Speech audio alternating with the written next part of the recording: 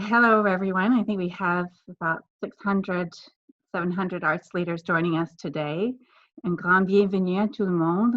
Hope you are staying well and healthy under the circumstances, and I'd like to welcome you to this gathering. This is a very challenging time for the arts and culture sector, of course, and we want you to know that we are doing our utmost to be there for you, to work with our partners in government and business, and to provide the support and help to the extent that we can to help you through this time together. I want to take a moment to acknowledge that we are on the traditional territory of many nations in this country, and we are grateful to have the opportunity to work, to live, and to meet on this territory. On behalf of Business in the Arts and Global Public Affairs, our partners in this effort, we are delighted to welcome Rachel Bendayan, Parliamentary Secretary to the Minister of Small Business, Export Promotion and International Trade. Bienvenue à tout le monde à notre rencontre virtuelle avec Rachel Bendayan. On sait que c'est un temps très difficile pour les arts ces jours-ci et nous sommes heureux de voir les actions fortes positives de notre gouvernement. C'est vraiment un défi grand, énorme, et on voit que les représentatifs sont là pour nous, sont là. Rachel will share the latest news about how the federal government is continuing to support artists and arts organizations during these unprecedented times through the expansion of programs such as the Canadian Emergency Response Benefit, CERB, and the Canadian Emergency Wage Subsidy, CEWS. And she will then address questions submitted in advance. Thank you for submitting all of those fantastic questions and during today's call. Now, I'd like to introduce Sean Casey, our partner in all of this. A huge thank you to you, Sean and Tara, for your work with us with Global Public Affairs, who will provide an update on activities taking place in the arts sector nationally. Over to you, Sean. Thank you very much, Nicole, and thank you to the entire Business for the Arts team who have been exceptional partners throughout. This is, of course, the second in our series of webinars.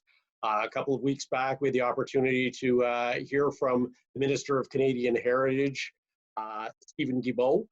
We are now in a situation where we are moving around some of the other strong government partners that we have been working with, of course, with small business, export promotion, international trade.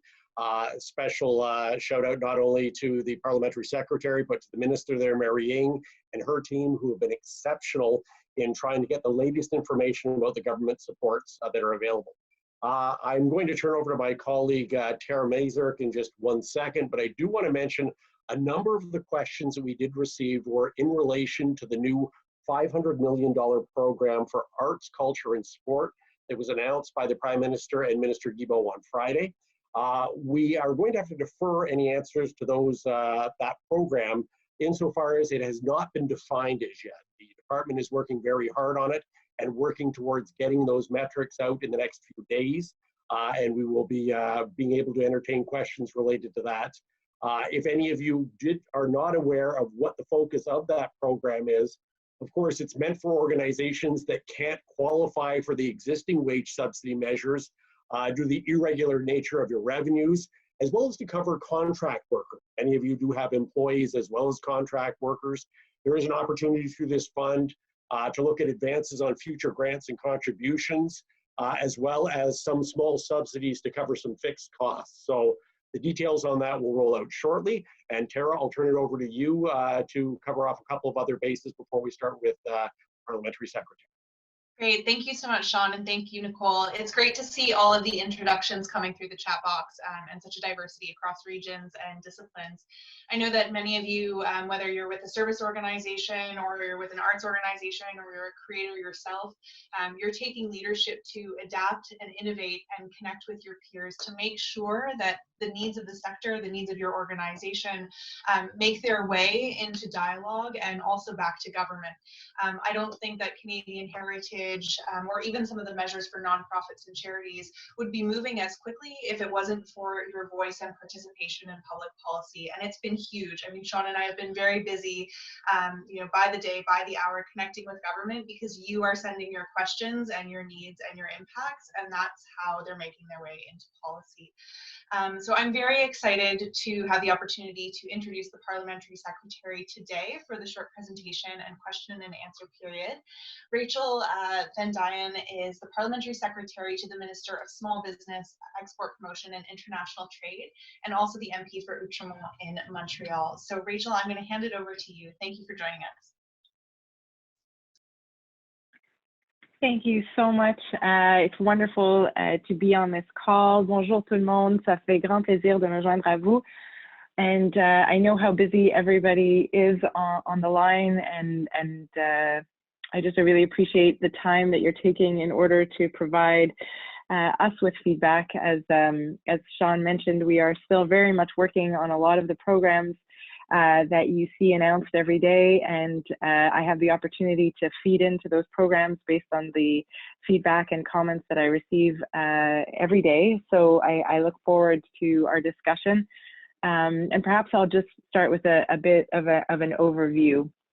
But let me also just point out how much I appreciate and how much the government appreciates the contributions of all of our leaders in the arts and culture industry, for helping us to flatten the curve by staying home, for helping us to communicate messages about COVID-19. So many of our artists have done so online on social media, mostly, reaching out to really connect with young people and get our message across in various different ways has been incredibly helpful.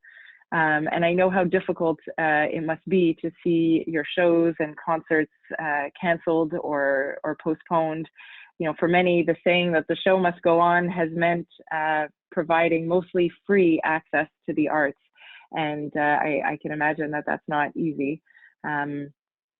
We are in good times so dependent on the arts industry, and in bad times even more so. Les livres, la musique, le cinéma, les séries télévisées, ainsi que tous les arts visuels et de la scène nous aident énormément à surmonter cette période très difficile. Et nous savons à quel point les arts sont importants à nos communautés. Et nous voulons dire aux créateurs canadiens, vous pouvez compter sur nous. We know how important the arts are to Canadians, and Minister Guilbeault will be there as our Minister of Heritage, as well as Minister Ng and our Minister of Finance, Bill Morneau, working to support small and medium-sized businesses in the arts as much as we possibly can. So let me just mention, as Sean did, that we're still very much working on the Emergency Support Fund for Cultural Heritage and Sport Organizations. That's a $500 million fund that was announced last week by Minister Guilbeault, and it is a work in progress. As you can imagine, we are flying the plane as we are building it, so you will hear announcements being made every day, and we're continually seeking your views and feedback on how we can make those programs work for you. The Canada Emergency Wage Subsidy is one that I know has been very well received by Canadian businesses across the country. On Monday, we will open up the applications for the wage subsidy online. That is a program that is meant to support businesses by providing 75% of employee wages. And I think it's going to be something I hope that many in the arts and culture will be able to benefit from as well. As you've probably seen, there are a number of other measures, including deferring GST, HST, and customs duties, postponing the filing deadline for taxes, and others. But one of the programs that I've been most involved with, and that I hope will be of some use to many on this call, is the Canada Emergency Business Account loans. These are interest-free loans that are guaranteed by the federal government, and up to $10,000 of these loans is actually forgivable if you repay the balance by the end of 2022. So there's this option of a grant within the loan, which I find very interesting and helpful. And obviously, as an interest-free loan, it is extremely important to many of the small businesses that are concerned about taking on too much debt, or are concerned otherwise about their increasing costs. To date, we're looking at about 350,000 businesses that have been approved for this loan through their banks, and we're hoping to see that number continue to increase. For businesses with larger operational needs, we have also made larger loans available of up to $12.5 million, and those are also available through your regular financial institutions. Obviously, the measure that we hear a lot about in the media these days, and that is perhaps the biggest in terms of reach to Canadians, is the Canada Emergency Response Benefit. That's the $2,000 per month flat benefit that goes to Canadians that have seen their revenue stop or decrease due to COVID-19. We made several adjustments.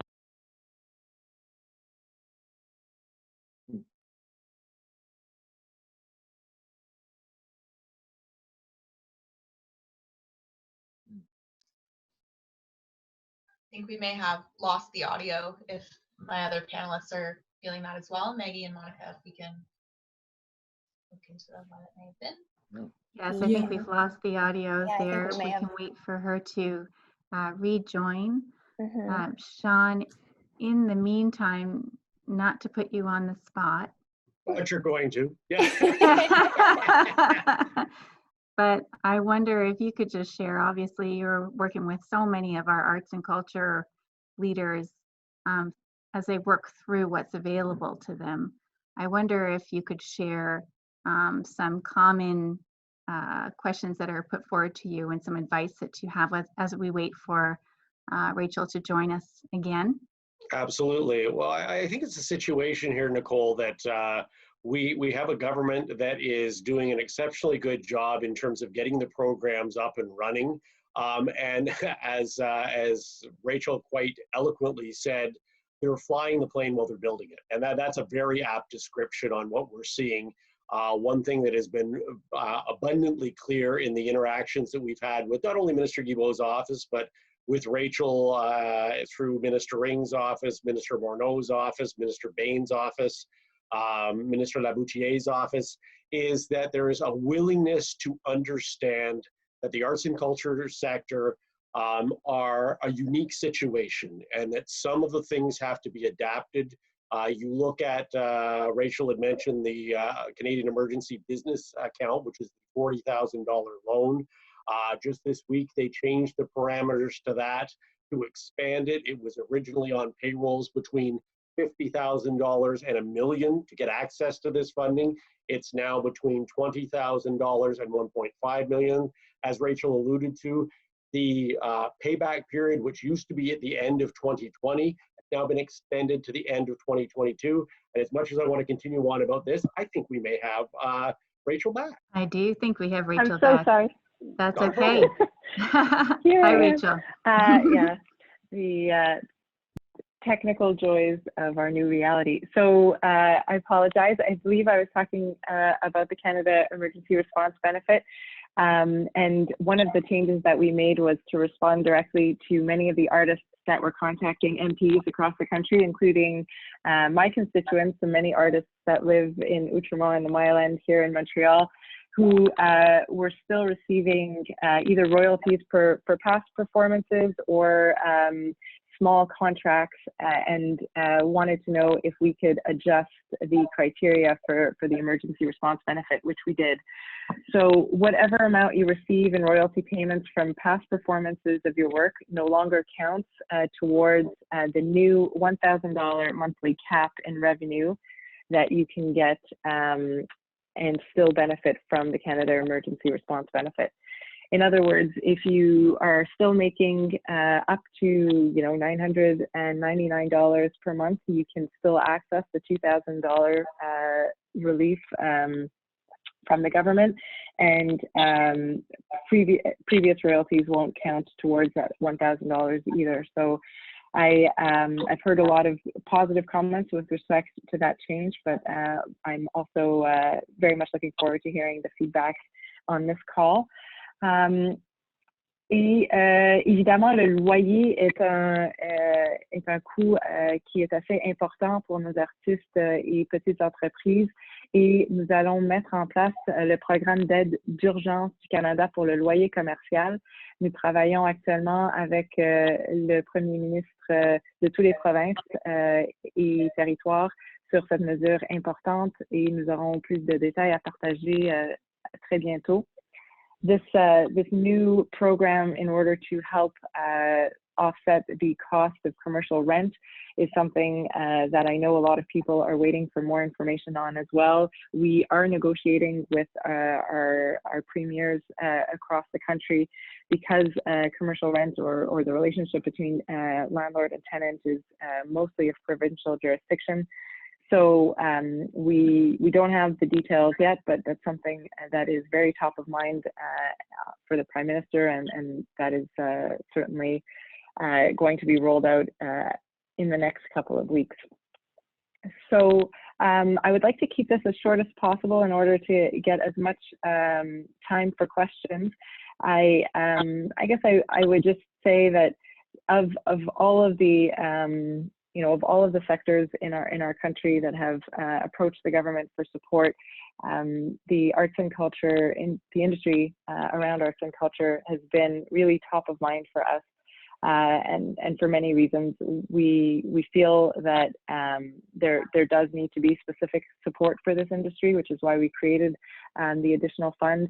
But we also feel that in times of crisis, Canadians really do look to our artists for support, and we would like to provide all of the tools and support necessary for you to be able to provide that. So thank you very much, and I'll turn it over to Nicole and to the other moderators for the question and answer period. Thank you, Rachel. Now, Sean, would you like to lead? We've got some questions that have come in from so many of you, and I want to thank you for that. And I'm going to throw it over to Sean to help moderate the Q&A at this point. We have Maggie Fairs, our communications director, and Tara to help.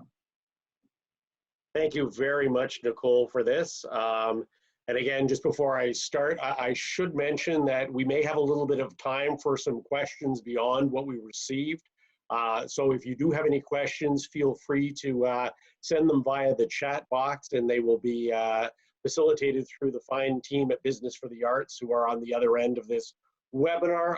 Again, Rachel, I can't thank you enough for being here and sharing some of these questions. I would also sort of like to take the opportunity through the chat box. I, of course, would be remiss if I didn't wish everyone a happy Earth Day and a happy Canadian Film Day. And of course, our deepest condolences and sympathies to those from Nova Scotia on the tragic events this weekend. Rachel, just to get to the questions here, one would be, the Canadian Emergency Wage Subsidy will be opening on Monday, April 27th, but there are still questions about the eligibility criteria, especially for nonprofits and charities. Are there any foreseeable plans to help staff on contract? And could you also run through how the CEWS revenue loss will be calculated? Sure, thank you. It's a very important question, particularly as we are fast approaching Monday. So one of the great tools that just came out yesterday is an online calculator, which includes a printable statement feature that employers can use to view their claim and perhaps better plan for their subsidy. So that opened up yesterday, I believe, and I could send around the link, but it is on canada.ca. So we have heard how important contractors are to businesses, and that is a live issue, or we are looking at the moment. But let me just take a step back to give you a sense of the greater eligibility criteria and how the program works. we heard from a lot of businesses that because they were open for half of the month of March, the original 30% revenue loss requirement for this program was a bit high, particularly for March. And so for the month of March, if you would like to benefit from the wage subsidy for that first month, you only need to show a revenue loss of 15%. For April and May, you would need to show a revenue loss of 30%. And you can show that loss in one of two ways, either by comparing against the same period in 2019, so comparing March 2019 to March 2020 and April to April, or by coming up with the average revenue that you as the company made in January and February of this year of 2020, and comparing that to your month of March or April or May. And that choice is up to each company. Similarly, we've also added a choice in the accounting method that can be used, either cash or accrual. Again, all of these flexibilities intended to support as many businesses as possible. I guess the other point that I would mention is that we did include registered charities and nonprofit organizations in the list in order so that they too can benefit from the program, and some of the additional flexibilities that I just mentioned, very much had them in mind. But we are going to continue to see comments come in, and I think that we will continue to adapt all of our programs as necessary. So feel free to continue to submit comments, such as the comment with respect to contractors, which I'll continue to take back. Wonderful, thank you. Artists rely on gigs for their income over the course of a year. Would this be affecting the CERB eligibility? What about artists making a lot of income that will sustain them over a few years and then next to no income in other years? As an example, if an artist didn't reach the $5,000 income eligibility in 2019, but would have made significant amounts in the years previous and or would have anticipated work this year that is now canceled due to COVID-19, can they still apply for CERB? So nothing is more important than helping everybody that needs help, and I understand that. But some of the criteria around this, will unfortunately, limit people who are making more than $1,000 in the application period, if I can call it that. So right now the monthly cap of $1,000 in revenue from whatever source you may get it from is going to apply for those artists that you mentioned that might be making a lot of income this particular month, but that might take them through the year. I can understand that, but just for the purposes of this CERB, if you do make over $1,000 in a contract in this month, then that would disqualify you from CERB. That being said, we've excluded royalties for past performances entirely, and any royalties that come in over $1,000 would exclude you from this period, but not the royalties that would fall under the $1,000 limit. The $5,000 criteria is, just to be clear, is basically just to ensure that the people applying for the CERB are people who have made some form of income over $5,000 either over the last 12 months or in the 2019 year, and that is to ensure that the CERB is helping people who have seen either a complete loss of income or a reduction in income due to COVID-19. Eligibility, as I said, may change and expand in the future, but I just wanted to clarify what is the current state of play for the CERB applicants. Thank you so much, Rachel. I'm going to ask the next couple questions. So the next question is, some creators, for example, film and television directors, are all freelance workers, and a large number of them are incorporated, some of which pay themselves dividends rather than salaries. Can you confirm how this is factored in for CERB and the wage subsidy benefits? Sure. Okay, so let me start with CERB. If you paid yourself with dividends, so long as the dividends are non-eligible dividends, like generally those paid out of corporate income taxed at the small business rate, then you can meet the eligibility criteria and receive the CERB. And I think that's important because the CERB is meant to help anybody who has seen a reduction or a loss of their own income, including through dividend income. As I said before, the $1,000 limit is there, so anybody making over $1,000 per month would not be able to get the CERB, but that excludes royalties for any past performances.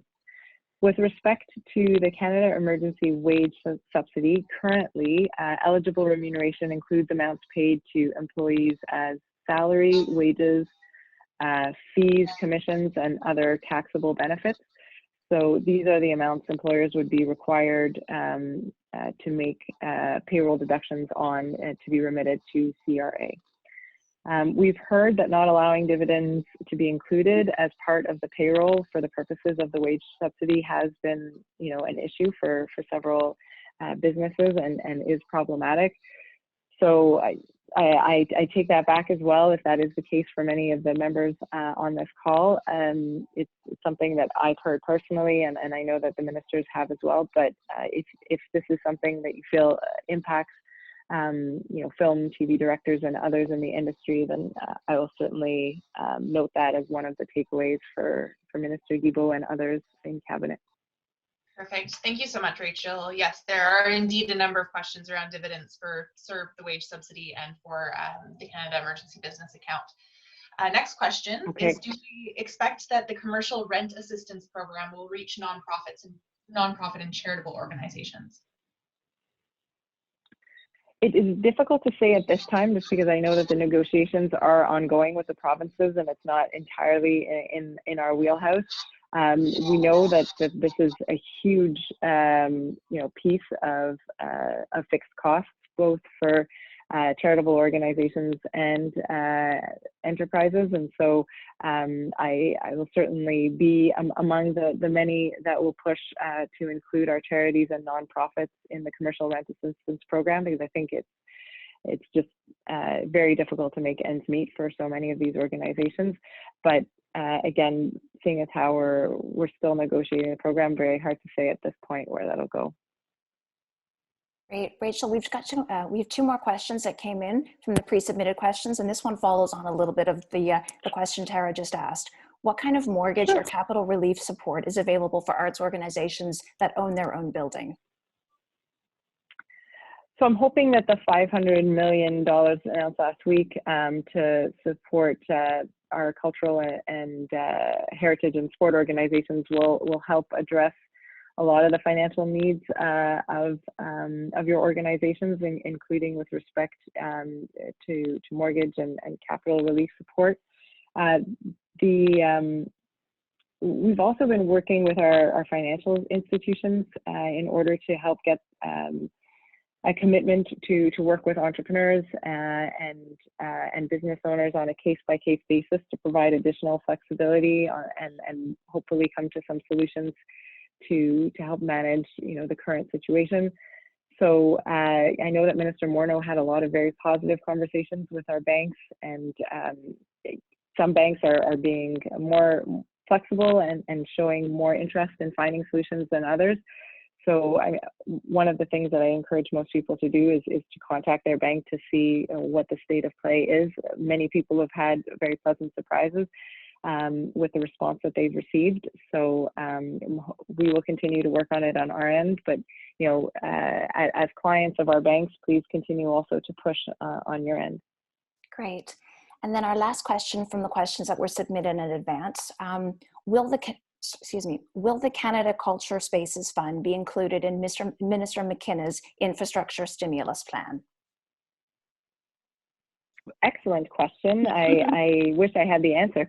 I actually spoke to Minister McKenna's office yesterday about the the forward-looking economic stimulus plan and how we were going to be rolling out infrastructure projects in the future. It's something that I am very interested in supporting and helping with.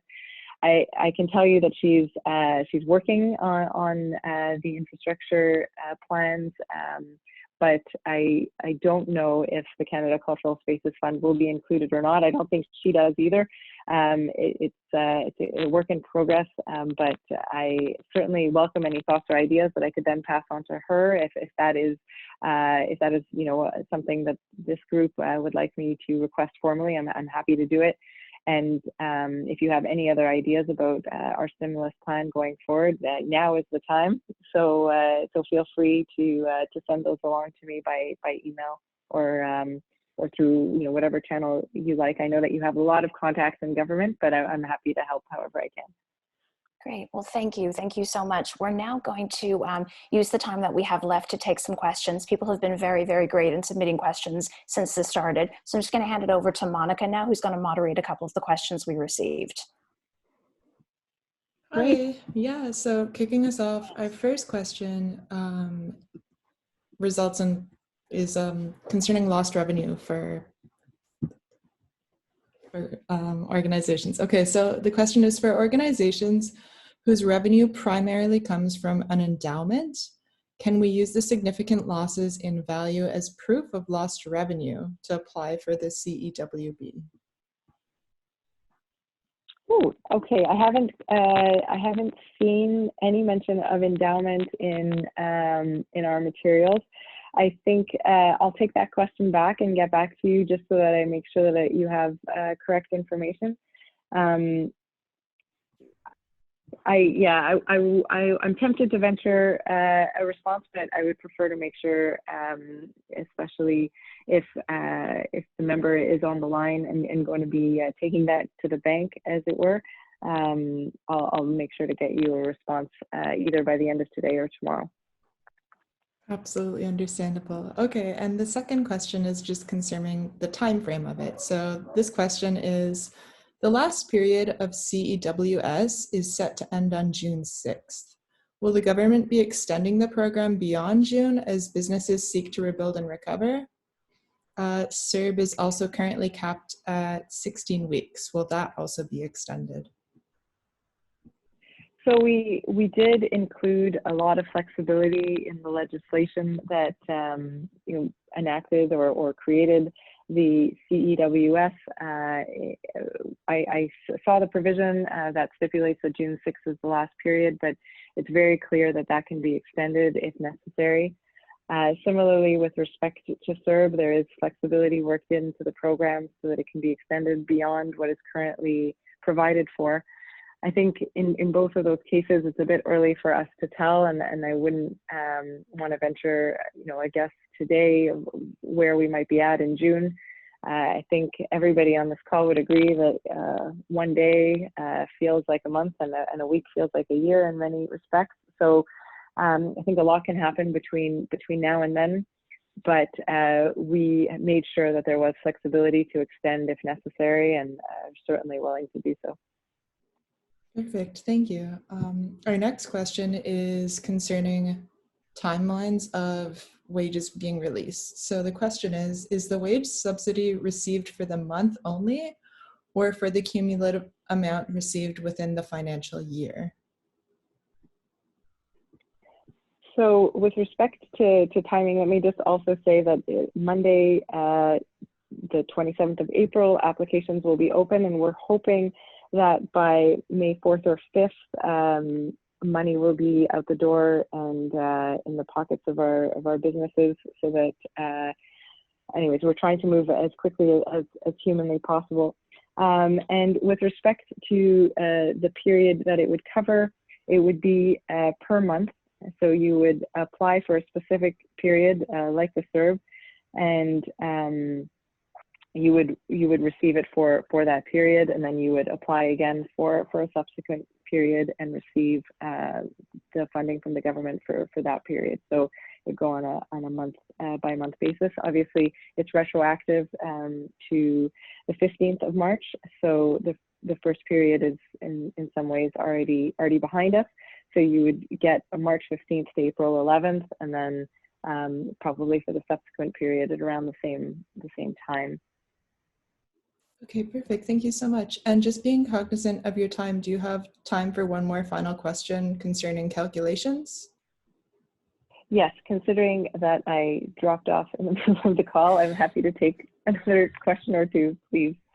Awesome. Thank you so much. Okay, so this question is, can you please provide more details on how revenues are calculated for nonprofits or businesses and what is included? I understand we can choose to include or not include funding received from grants or government sources. What other revenue must be included? Earned revenue, donations, etc. So exactly right that we created that additional flexibility, and it was at the request of nonprofits and charities that we did so. They asked us to have the flexibility to include or not to include government revenue, which is the case as you mentioned. So that's either municipal funding, provincial or federal funding can be excluded or included depending on how it is most advantageous for the organization. The accounting flexibility that I mentioned earlier in the call is also interesting for organizations that receive a lot of donations. For example, you can measure in your accounting pledged versus received donations, which could be helpful. Those are some of the, I would say those are probably the two major measures that we introduced in terms of providing flexibility to our not-for-profits. Otherwise, the revenue comparison is intended to compare, all revenue, so donations and other revenue that any nonprofit might receive. Thank you so much. If you have time for one final question, we could do that, or if you need to go, absolutely, by all means. Let's squeeze in one more question. Okay, perfect. This one's concerning revenues. So the question is, if a sole proprietor shows a profit of over $5,000 in the period between January to March 2020 on their income statement, would that count as eligible income for the CERB?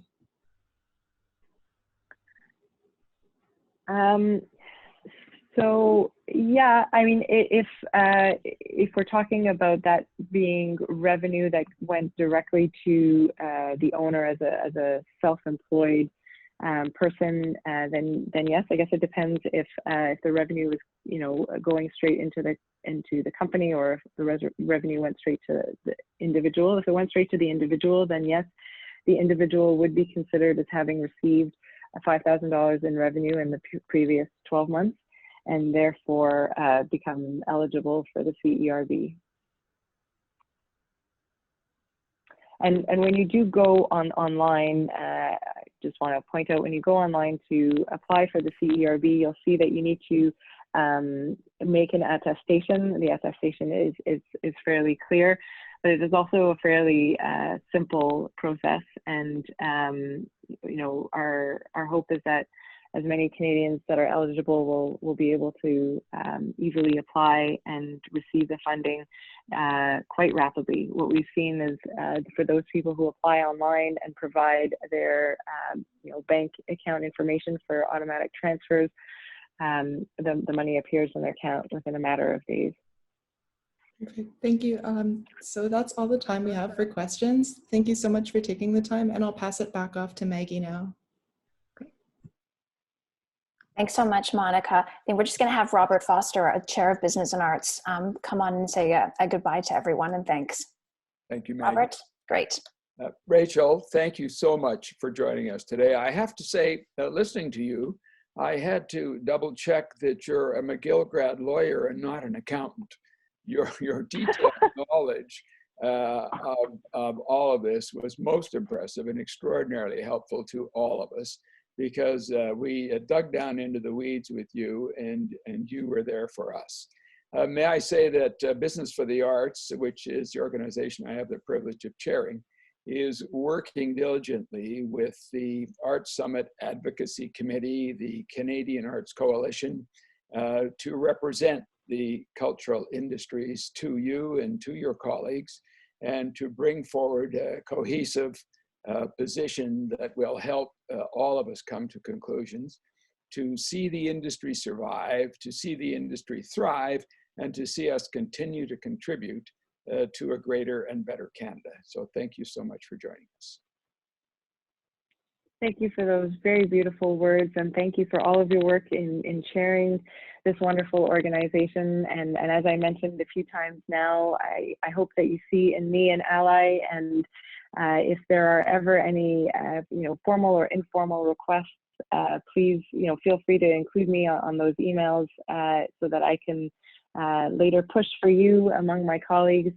Our hope is to be able to help your organization and your members as much as possible. So don't hesitate to use us. We're there for that. And thank you for having me on this call. I'd be happy to join a future call, particularly if you have questions as we roll out some of the new programs over the coming days and weeks. Thank you.